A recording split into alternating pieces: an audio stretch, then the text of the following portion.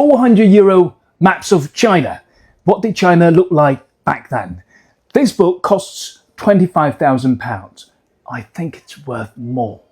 I am now with my friend Tim. Tim is an owner of a rare bookstore here in London. He's also a scholar who graduated from Oxford University. Tim, why don't you tell us a bit more about this book today? This huge book has enormous historic interest and research potential. This was the first atlas of China printed in Europe, printed by the leading mapmaker of the Dutch Golden Age, Johannes Blauw, in Amsterdam in about 1655. Let's have a look. Let's go. Here we have what we call an allegorical title page. So the door of ignorance is being opened, and we can see the distant landscape of China. This is all in Latin. This is all in Latin. Blauw was printing for a European audience, and if you printed in Latin, people could read it anywhere between Oxford and Leipzig. So Latin was the international language of the day. The author of the book here, Martino Martini, he was a Jesuit missionary. He was at the court in Peking, now Beijing, and he traveled extensively in China for about 10 years and amassed a great library. So many of his maps were based on Chinese sources as well as his own observations. So this is a very good way of understanding what China was like 400 years ago, and also how it was perceived by Europeans. So this would have been a book that was absolutely mind-blowing to the world about China, the size of China, the customs, the people, and everything. Absolutely, mind-blowing is the right phrase to use here. As you can see, the general map of China, earlier Western mapping of China was much more coastal, it was much more squished, and here you start getting an idea for the first time of the sheer extent of China. And this is also the first book to map individual provinces. So if we turn over a page or two. The capital. Absolutely. We're used to the idea that modern atlases are just there to convey basic information about place. The sense of place in the 17th century, with so few sources available, meant that these books were often lavishly illustrated as well, to give you an idea of what you might find if you travel to these regions. We have a very graphic depiction of the Great Wall of China there.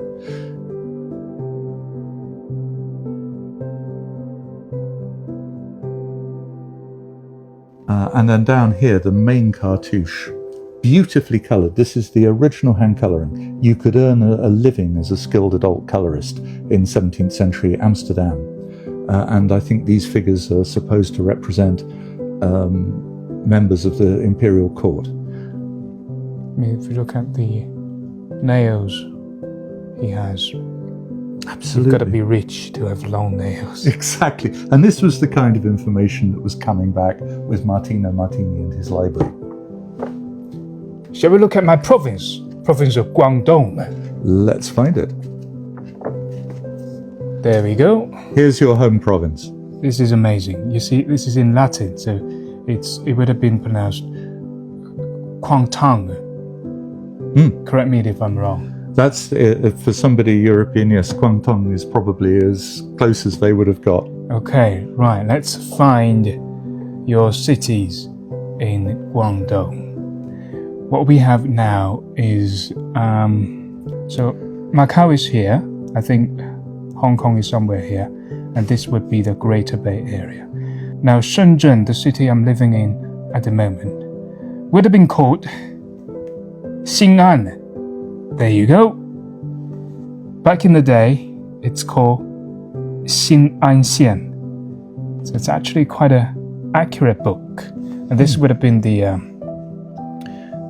Pearl River estuary leading to the South China Sea. Amazing, absolutely amazing. So while the coast... Hang on, let me find my hometown. My hometown is in the northern part of Guangdong, somewhere here. Let's have a look. Meizhou, no, so we got Dapu, Taipu, Dapu is here. Puning is here. Chaozhou is here. Yaoping is here. I can't find Meixian or Meizhou. Oh, that's disappointing.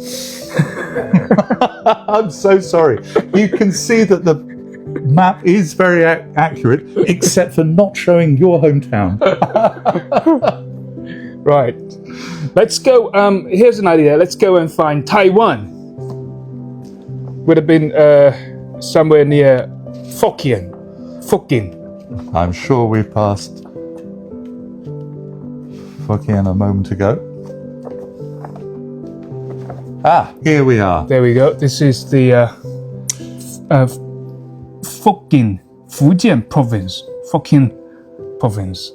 And here we have modern Taiwan, known to Europeans at the time of the island of Formosa. Formosa, that's in Latin, I suppose, or in Dutch. Here it suggests that in Chinese it's something entirely different. So it's called by China, Yeah. or in Chinese, Liu Qiu. Ah, I know, this is Liu Qiu in Mandarin, but it's Liu Qiu in Hakkanese, in my language. In my language. So, yes, because there are a lot of Hakka people living in Taiwan. So we're very close to Taiwan. We're somewhere around here. So people would speak the same dialect as we do in Meizhou, Meixian. And this is Liu Qiu.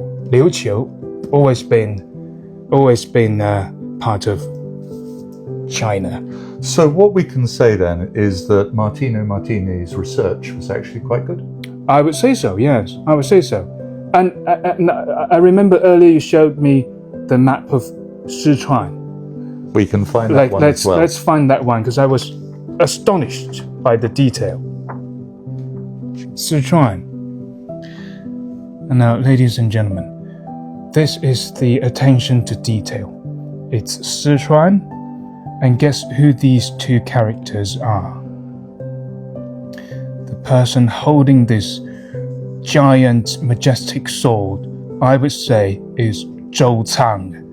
And this general here would have been General Guan Yu. And you know the story of the kingdom of the romance of the three kingdoms? I think you need to tell me, Don. Yes. So this is the general who served the kingdom of Shu, which was based in Sichuan, and that's the connection. So I would say this book, made in 400 years ago, is very accurate and has a lot of details in it. A lot of thought has gone into the illustrations for each province. So it's about history, it's about agriculture, the people you might see there. Each one is trying to give you a sense of place. So moving away from the maps of these provinces, what does this book also tell us? Well, the maps are only part of the book. Okay. There's, as I mentioned, Martino Martini travelled around China for the best part of 10 years. So we have all of the information he compiled around all of the major cities. So we're talking about Yunnan, the first city or the capital, Yunnan, and then we have a lot of information. But then there are appendices at the back covering all sorts of aspects of the history of China, and here we're looking indeed at, say, ways of reckoning time, hours, months. And over here, what I found astonishing, if you could just help me turn to the next page, is this, the 24 solar terms in Chinese calendar. Absolutely amazing. Wow. Thank you very much, team, for guiding us through this valuable book. And ladies and gentlemen, if you're interested in finding your city, your province, leave me a message. Perhaps Tim and I can show you a picture.